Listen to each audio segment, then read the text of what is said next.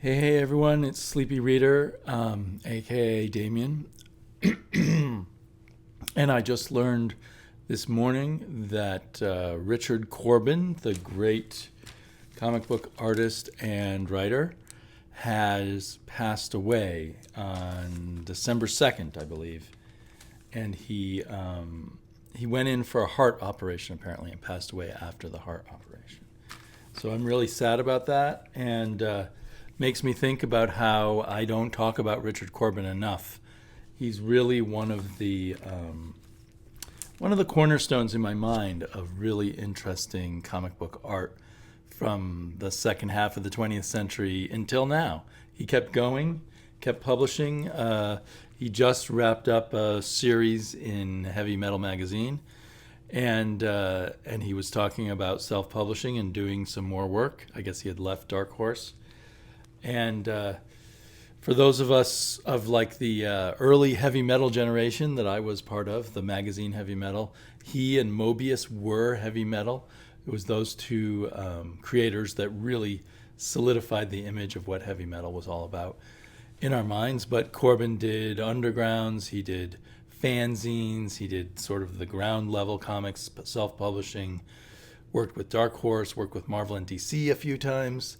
But was mostly just this wild individual voice. And maybe modern artwork caught up with him. He was certainly totally 100% stood out from the crowd back in the late 60s or early 70s. Whenever he started, early 70s, in the late 70s when I discovered him and onwards, Corben was Corben. Nothing else was like it. Now we might see people, you can say there's a touch of Corben there, here and there. And, he invented his own system of coloring to work with the more simplified coloring processes they had back then to get the richer, kind of odder coloring and three-dimensional effects he wanted. Now that can be done with Photoshop, and I presume his most recent stuff was colored in Photoshop, but I don't even know for sure. I think he also experimented with animation, with kind of clay animation, and I just read that I read it, but it was an old story that Miyazaki had tried, the Japanese animation director, Miyazaki, I never get it right, had tried to convince Corben to let him do a movie of his comic Rolf, which I wish I had a copy of. The comic. They never made a movie. Corben refused, apparently. The article that I read went on to claim that you could see some Corben effects in some Miyazaki films after that point. But anyway, a unique guy. I quickly ran to my comic book boxes and realized his stuff must be scattered all throughout my collection, so it's hard to find the key stuff. I couldn't find the stuff from Warren magazines. I couldn't find any of the undergrounds I had for him, so I just have a few things I could find right now. I'm going to flip the camera around and just look at them, and it's a reminder to me to maybe gather together all my Corben stuff at some point and really dig deep into Corben's work at some point. And there's a lot I was always thinking, I'll collect that soon. I mean, Dark Horse is publishing him. Surely they'll do some omnibuses with his vast back catalog. But alas, that never happened. And so finding his work is still hard, even though he is such an important artist. Another way people might know him is one of his most famous series was Den, D-E-N, which became one of the segments. It wasn't that great in the heavy metal movie from, when was the heavy metal movie? 80, 81, something like that. So I might even rewatch the heavy metal movie. I rewatched it about 10 years ago and found it rather disappointing. But I'm going to take a look again. Okay, so I'm going to flip the camera around and just show you the few things I managed to dig up. Corben appeared a lot in underground comics like Last Gasp and Fantagore, and I can't seem to find any of those right now. The closest thing I can get is in this history of Star Reach comics. I found this reproduction of a black and white back cover for Fantagore #1. Doesn't say what the date of that was.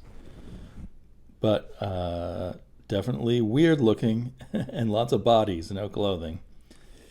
Okay. And then not Corben, but this was probably one of my early interactions with Corben. He colored this cover of an early Will Eisner Warren Spirit. And again, using color techniques that maybe weren't available to most colorists back in that time.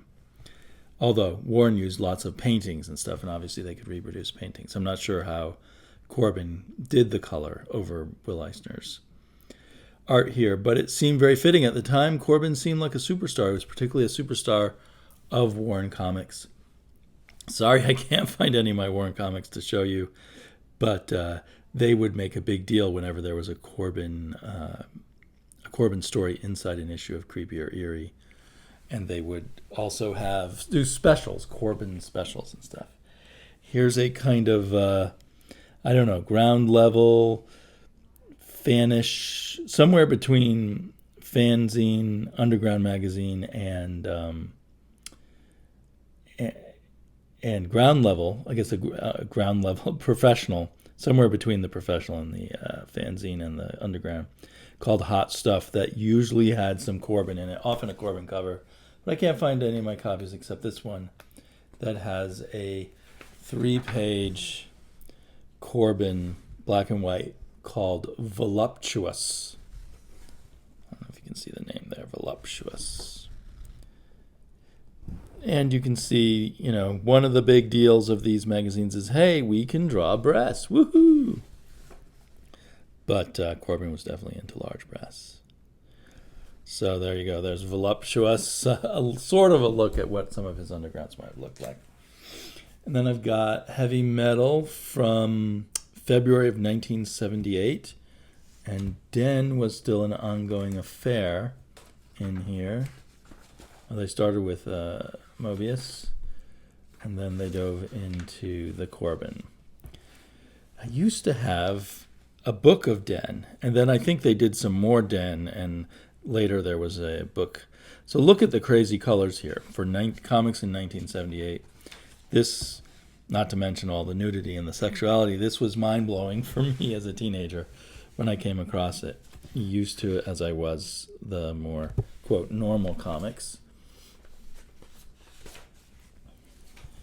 And so not only the sexuality and the crazy colors, but the just the whole quality and style of the art was something very unfamiliar at the time.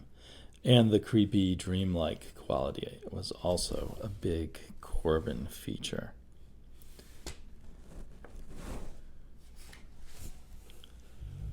So there's a few pages of Den in there. I suppose now I'm going to really regret not having been more serious about my Corben collecting. So here is March 1978.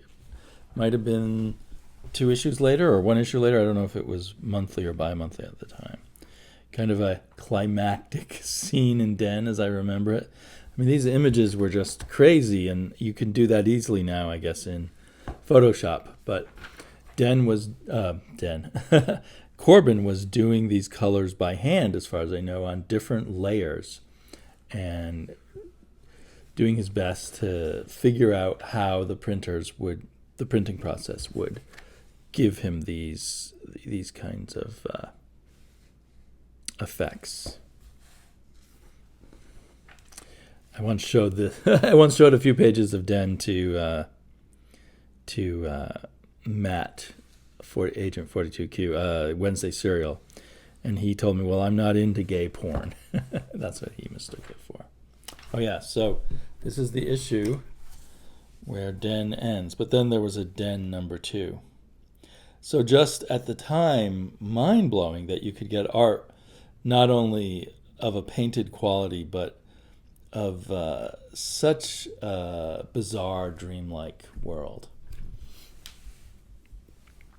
Okay, now, I don't know when this came out, but kind of along the same lines was something called Bodyssey, which I was very happy to find on sale at one point at a comic book store during a half-off sale.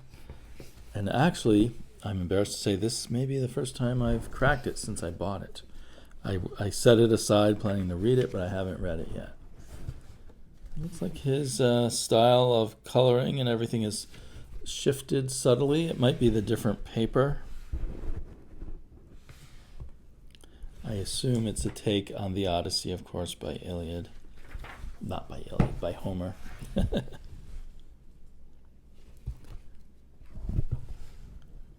So, the men have pants on. Now, in the original Den, I think generally we saw the male genitalia and the female genitalia, along with the breasts and the muscular chests. One artist that seems extremely influenced by Corben would be Simon Bisley, directly. I mean, I think Corben has a lot of indirect influence, but if you look at Simon Bisley and a few others, you can see they are often doing Corben. Let's see. Very disturbing, even without all the genitalia on display. Okay, this is kind of silly of me, but I had just gotten this book and I remembered seeing this.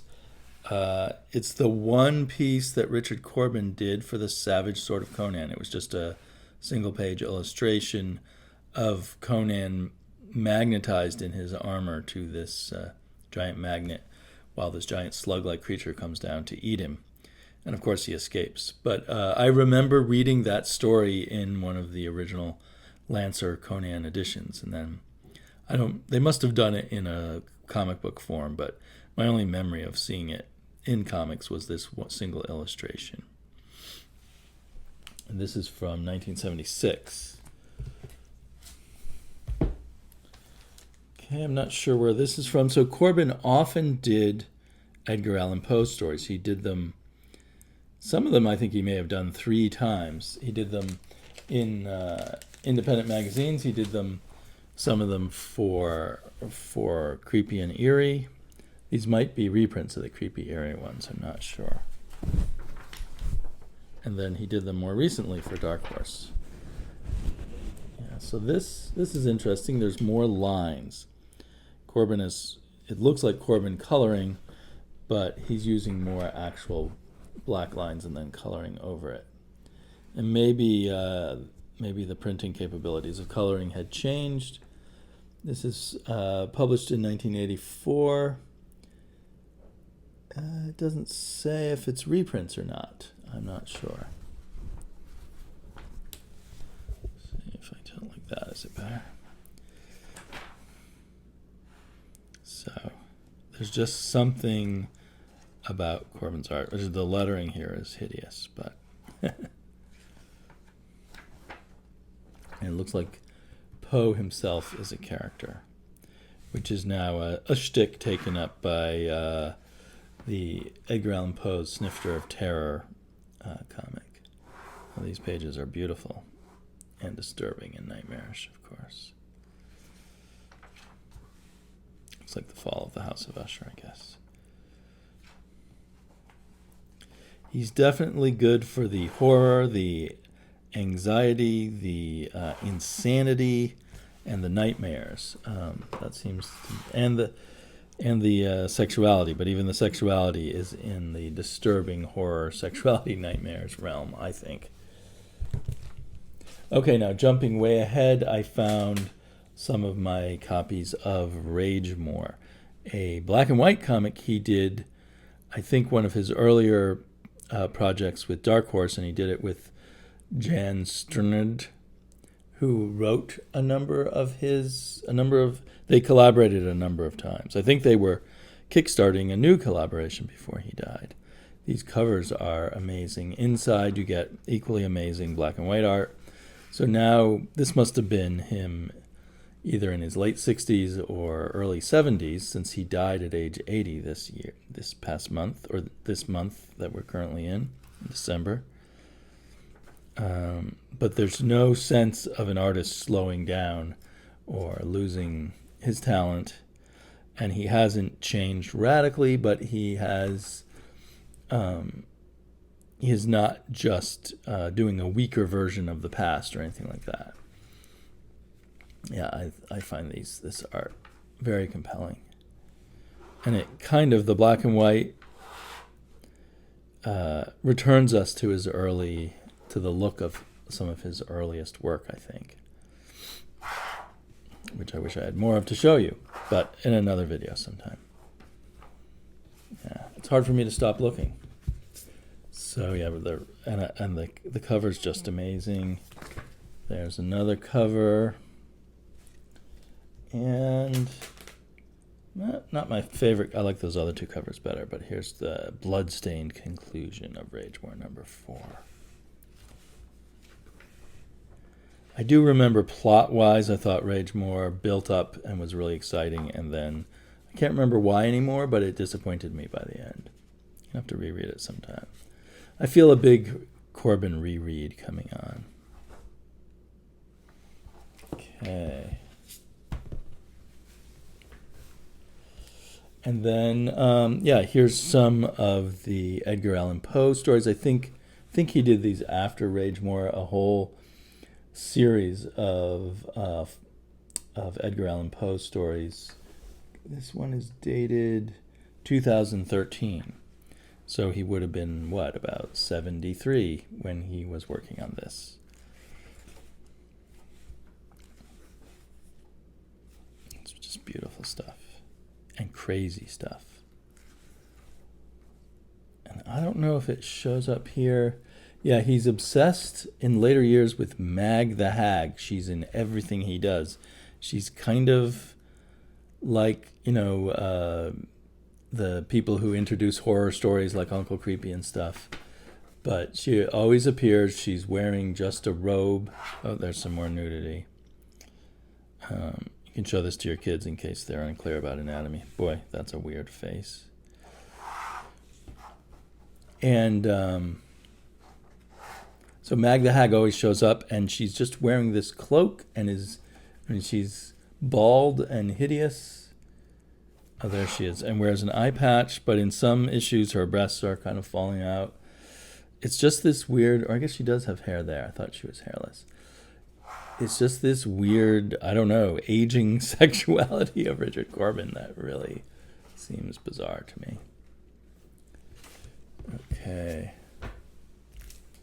Another Fall of the House of Usher, one of my favorite Edgar Allan Poe stories, along with The Mask of the Red Death. Oh, these faces. So it just seems like, here in his 70s, he's continued the work he's always done, but it's just even more refined. And even the access to the wildness and the craziness is even better. Again, making me very sad that there won't be more. There's Mag the Hag. I think the old place has about had it, because the house is about to fall in. Let's see what the last page looks like if we get a weird Mag the Hag. I think that's what she's called, Mag the Hag. I don't know, we just get her here with her nose sticking out. Got the Raven and the Red Death. Oh, with Mag the Hag. And Morella and the Murders of the Rue Morgue. And then here is the hardback. I think collecting these and more stories, this might be the way to go if this is still in print. Although the binding is a little tight. Sorry, I'm not positioning it well for this awkward camera angle that I've chosen. I'm filming on my iPad. I didn't get out my iPhone and put it on a stand and everything like that. So just enjoying looking at little bits of his artwork.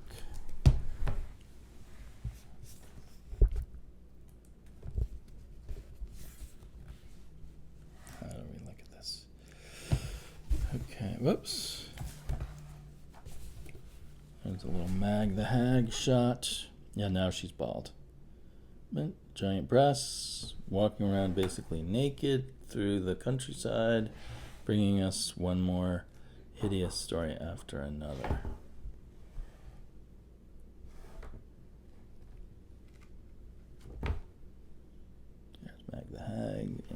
Raven. What we got here? The Cask of Madonna, maybe? No, something else. With Mag the Hag of the Act.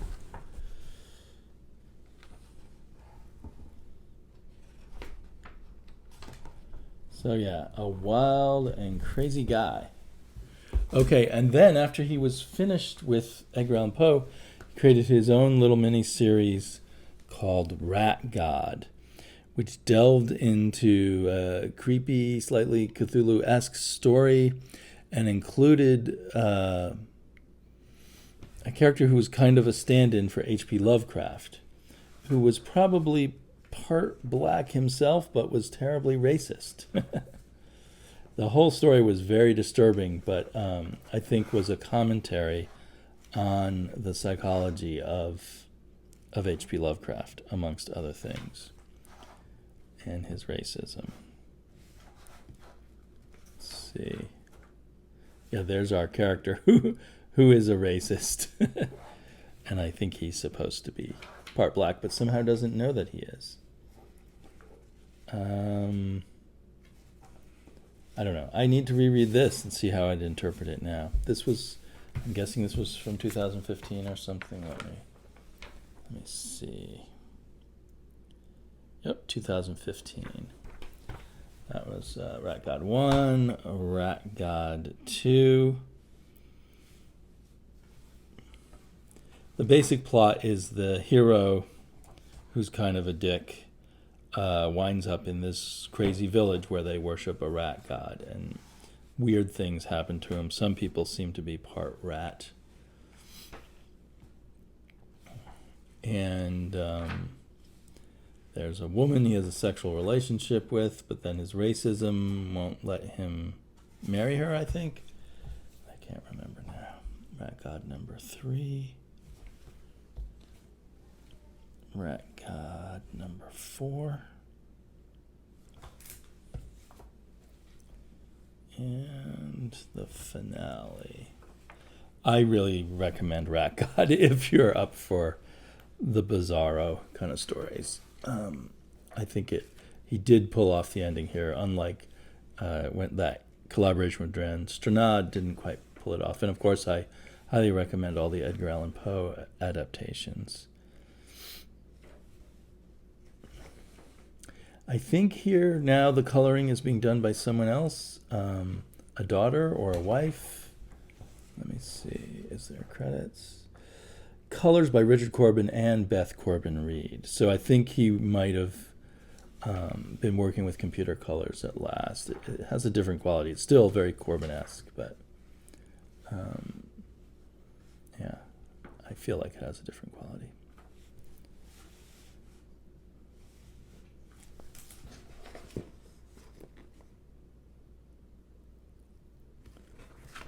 Okay, and then most recently, I've started picking up heavy metal again.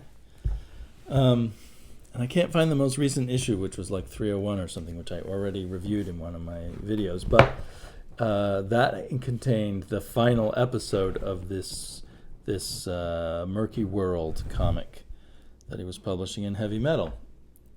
I don't know if that's the last thing we get to see from him, or if there's something else in the wings that was finished or finished enough before his death that we'll still be able to see. But again, so this is him, 78, 79, 80. Still going strong, still very creepy. The plot was maybe a little more basic. We're in some weird magical world that's kind of Greek mythology related, maybe not, or post-apocalyptic. So I think I haven't gotten all the chapters of Murky World yet, but I think I liked Rat God a little better, but I'm not 100% positive. Oh my goodness. Shades of the most recent Scumbag, sort of. In fact, that first artist on Scumbag might well have been pretty Corbin influenced also. What was his name? I can't remember. So goodbye to the crazy world of Richard Corben. Luckily, we have his legacy, and I hope that everything he's done gets reprinted. It's so deserving of all being collected, this incredible body of work. So anyway, I'll be back again sometime soon. I hope you're all well. If you have some Richard Corben comics, pull them out or look him up online and enjoy your comics.